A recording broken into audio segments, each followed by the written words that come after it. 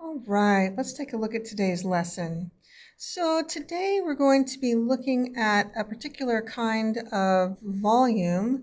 This one is volume with cross sections. So if you recall, we did that little project where we created the little cross sections that kind of look like this.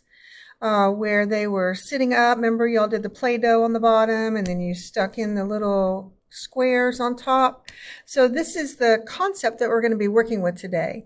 And so how does this work? How do we actually calculate the volume of an object by using the cross section? So first of all, we need to make sure which, the cross section is taking with respect to. Is it like perpendicular to the x-axis? And they would tell us that. They would tell us that in the instructions. If they didn't tell us, then we could choose which one we wanted, but they typically will tell us. So if we are perpendicular to the x-axis, if the cross-section is, then we would use this formula. The volume would be equal to the integral from the beginning x value to the end x value, and we would use the area, the actual area formula for whichever shape that we're doing. We could be doing, squares or semicircles or triangles, lots of different options. So that's how the formula works. Now, if we are using cross sections that are perpendicular to the y-axis, then what we're going to be doing is we're going to be using this formula. We would have our lower y value here and our upper y value here, and our equation inside of here, or our expression, would be with respect to, it would have y's in it. There would be y's and it would be a dy.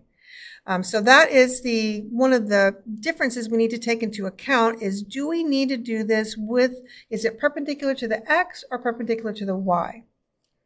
Okay, so our very first example, what we're going to do is we're going to set up our base. The base of the solid is bounded by these two equations. Okay, so I'll just color code them, these two equations. So y equals x squared and y equals negative 2x plus 3. Yes, we will be graphing fairly simple things like this by hand. We need to remember all of our graphing from our previous math classes. So yes, you would be expected to be able to graph something this straightforward. So let's take care of that first. I'm going to put my x-axis way down here just so I have room. We'll put our y-axis right here. And so the y equals x squared, I'll just graph it in this color. So we know what the parent parabola looks like. Its center would be at 0, 0.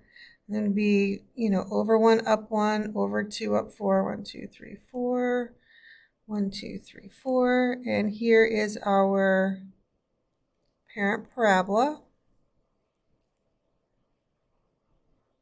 Okay, the line negative 2x plus 3, what I'm going to do is, my favorite way to graph a line is by going to the y-intercept and graphing that, and then just doing the slope. I mean, that's my favorite way to graph a line. I know there's lots of different ways, and you can do it however you like, but I really just want the portion of the line that's going to intersect with this parabola. So let's see, I go down 2 and over 1, and then up 2 and over 1, and then up 2 and over 1. And then, let's see, we've got up 2 and over 1. Let's see, it's 1, 2, 3, 1, 2, 3, 4, 5, 6, 7, 8, 9. Yeah, these do connect right here. My drawing wasn't really great. They do connect. Okay, so then here's our line of negative 2x plus 3. So that's the base that we're going to be working with. Okay, and so if we could, I'm just going to this is the base. All of this area in here, this is where our objects, whichever object we're going to be using, is going to be sitting inside of this base right here. All right, so let's see what they want us to do. So first of all, let's read the instructions. Set up the integrals needed to find the volume of the solid. Okay, we've got our base bounded right there, whose cross sections are perpendicular to the x-axis. Okay, so we are going to be dealing with equations with x's in them. So first of all, we want rectangles of height 4. So I'm going to write out the formula for the area of a rectangle. Area equals base times height. Let's see. So our base is represented by this distance right here, and we're perpendicular this way. So I could think of it like this, right? Wherever, right? There's an infinite number of them. I'm just drawing some representative ones. If you can kind of visualize, these are coming out, and I'm not that great of an artist. These are squares, or they're rectangles coming out. That's what it would look like. Well, better than that, but and so what we need to figure out is, how do we measure this distance? This would be like and I'm using the word base. This would be like the base of the rectangle, this distance right here. And from our previous lessons, if you remember, big and little, see, it's coming into play again, big minus little. So that's going to give us this base. This distance is this blue one minus this yellow one. So big minus little. All right, so big is the line, right? This one is, in this circumstance, is big, and this one is little. Okay, big minus little. So let's write that over here. So our base would be big, which is the line, negative 2x plus 3, minus little, which is the x squared. And this part right here matches this. That is the base. Okay? So it also says, well, the next thing, it says the height is 4. Well, okay, that's pretty easy. So the height is 4. And so this height represents this. That's our height, would be 4. Okay, great. So that's what we're going to integrate. And we're going to integrate from the smallest x value to the largest x value. So let's look and see. And this actually nicely was exactly on an integer. So this was negative 3 was right here.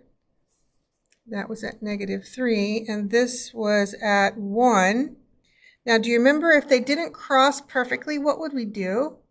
What would we do if they didn't cross perfectly? How would we find those? Yes, we would basically put these equal to each other. X squared equals negative 2x plus 3, and then we would solve that, factor it, and so on, and that would give us, negative 3 and 1. In this case, because they are, perfectly intersecting. So we're going to integrate from negative 3 to 1 of negative 2x plus 3 minus x squared times 4. And what I would like for you to do on this and your homework is use a calculator. I want you to use a calculator for calculating this.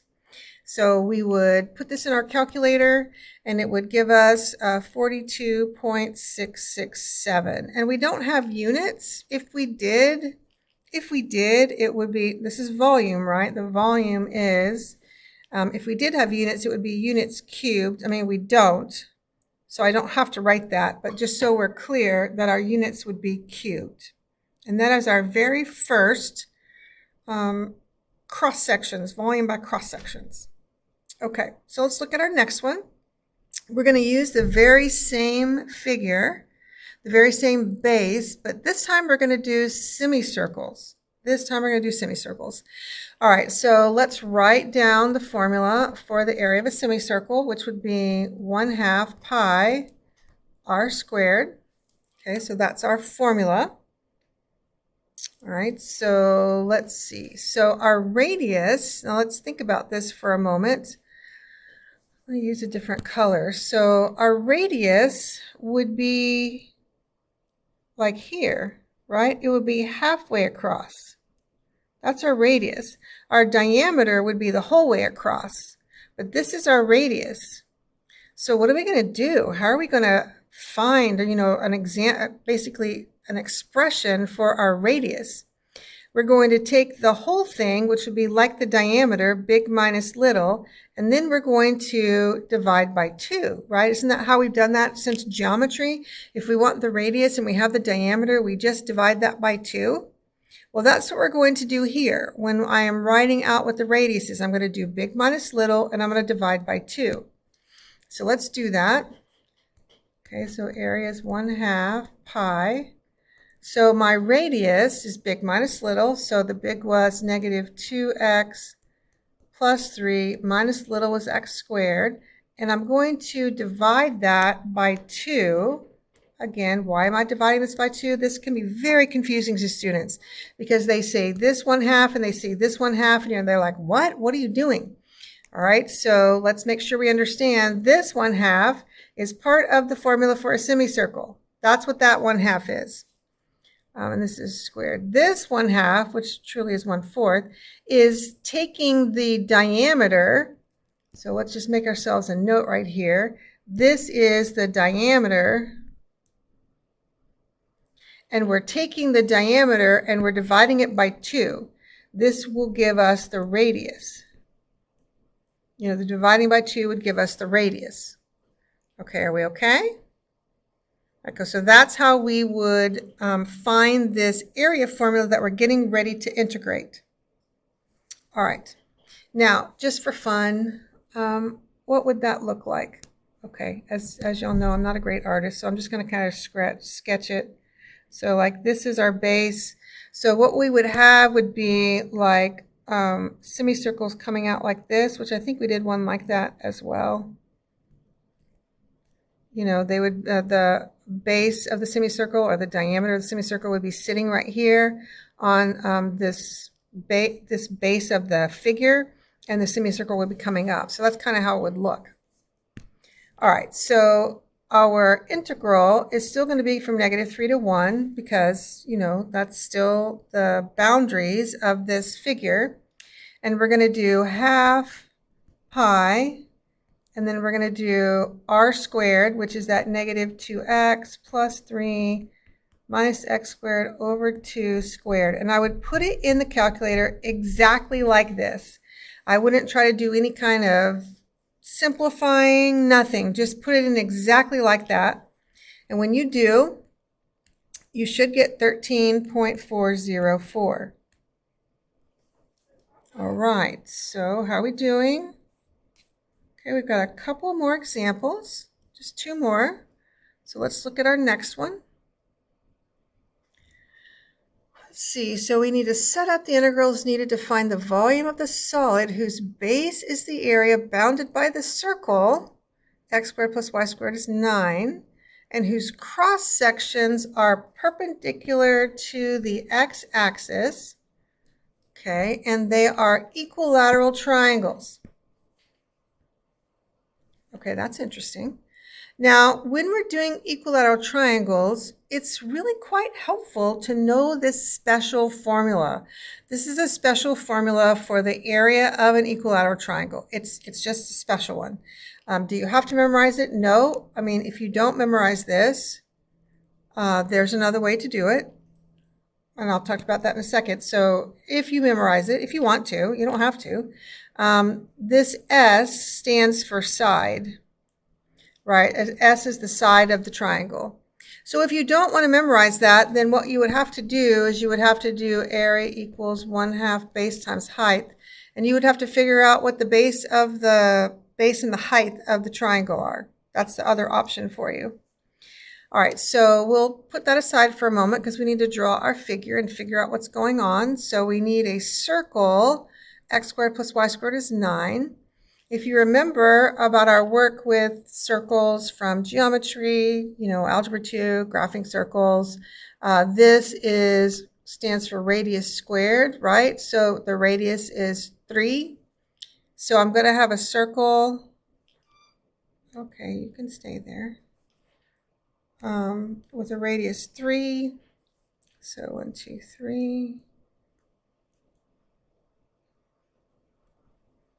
Okay, so we've got this circle going on. Okay, it's not a pretty circle, sorry. It works. Okay, there's our circle. All right, so our cross sections, they're perpendicular to the x-axis. So I'm just going to draw one of those representative cross sections. This is just a representation right here, representative. There we go. There's just a couple of them, but I need big minus little, right? I need that, and I've got this weirdness going on right here. Okay, what does that mean? What do I need to do? Okay, well, we can handle this. So what do we do? So first of all, it's not written in a way that I can use it. It's x squared plus y squared is 9. I can't really use it that way. So I'm going to solve for y. So y squared equals 9 minus x squared. So y would be plus or minus square root of 9 minus x squared. Now, notice that I have a plus 1 and a minus 1. Okay, plus and minus. So if we look at, let's just look at this right here. This part right here would represent the positive radical, right? This one right here would be the plus square root of 9 minus x squared. That's what that would be because the y is positive. Well, what about this negative square root of 9 minus x squared? Where would that one be? Well, if we look at this other portion of the circle, the portion down here, this portion would be the negative square root of 9 minus x squared. Now, we're going to encounter this more than once for sure. It's important for us to understand how this works. How do I get big minus little when I have that circle equation? Well, I've got to solve for y, and I've got to figure out, which one is big and which one is little. So in this case, this one would be the big one, and then this one would be the little, big minus little. Look at all that we're getting off of big minus little. Okay. All right, so let's do this. So we're doing, I'm going to use this formula. Really, to be perfectly honest, it's way easier. I'm going to use this formula. And so I really just need to identify this, right here, this side right here, which is, big minus little. So the side, we'll just write this out so we can just think about this. The side is going to be big, which is square root of 9 minus x squared, minus little, which is negative square root of 9 minus x squared. That's what the side is going to represent. That's how we would find the measurement of a side. And so if I, combine like terms and made that nicer looking, then my side would simply be 2 square root of 9 minus x squared. That's what I would use to represent the side. Okay, so our area would be, according to this formula, it would be the side, which is 2 square root of 9 minus x squared, right? That's being squared, square root of 3 over 4. That's going to be our area. Well, that's our side.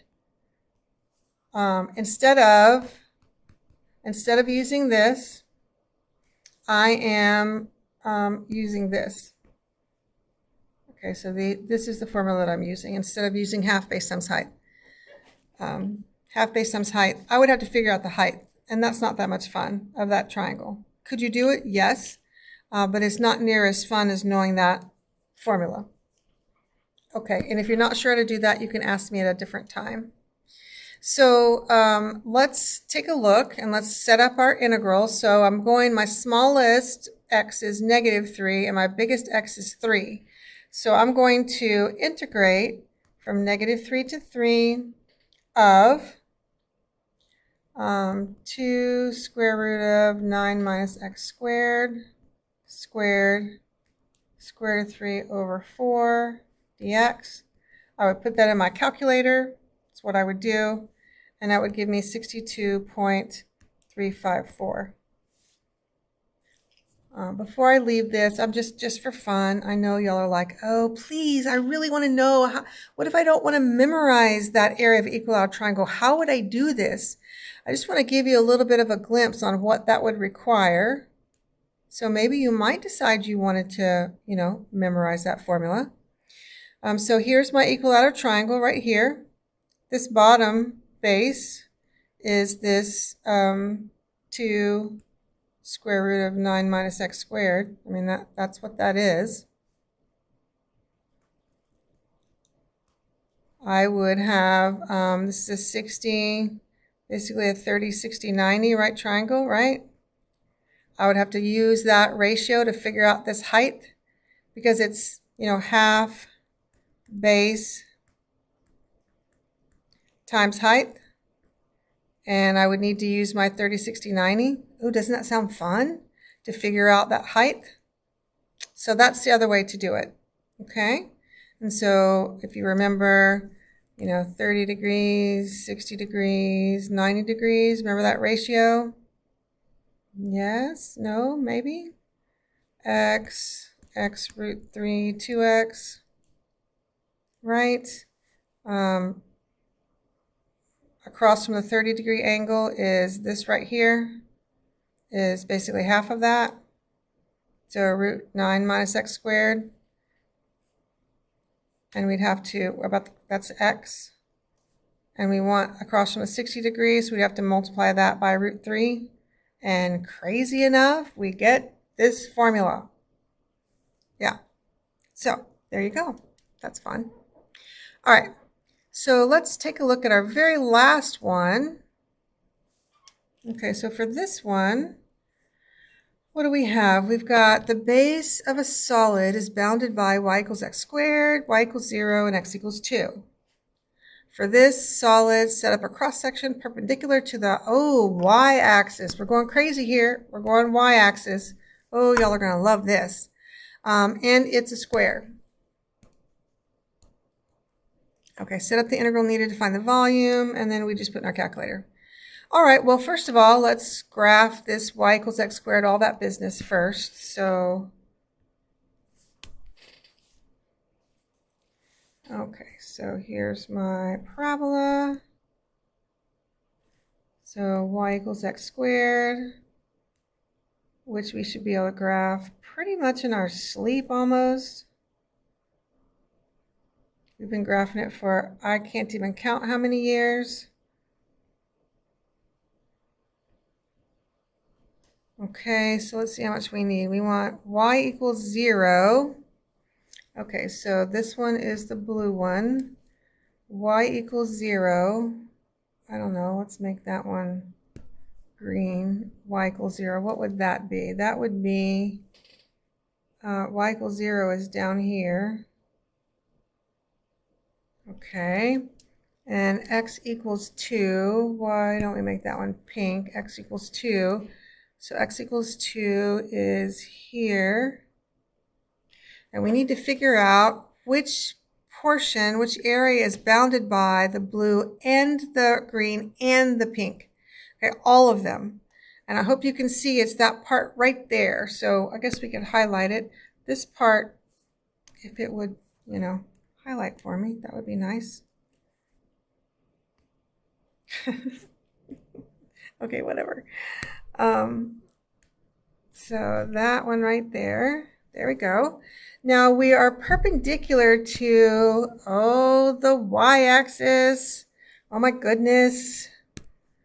This way, we're going this way. So we're going big is here. Remember, with y-axis, big is farthest right. And we're going little is here, right? Little is that way. Big minus little. Oh, and that also means we need y's and not x's. Okay, so we can do that. It's all right. So I'm going to take my y equals x squared, and I'm going to solve for x. So x equals plus or minus square root of y. Okay, well, which one do I use? Let's think about that for a second. So I have x equals square root of y, and I have x equals negative square root of y. So x equals square root of y would be when x is positive, right? When x is positive, it's right here. So this is the one that I'm going to use, because when x is negative, like this one, it's over here. Okay, so just I'm going over this. I want to make sure you completely understand how I'm figuring out what to use. All right, so I'm going to use the x equals square root of y. That's going to be my little. Okay, this is my little. So what is my big?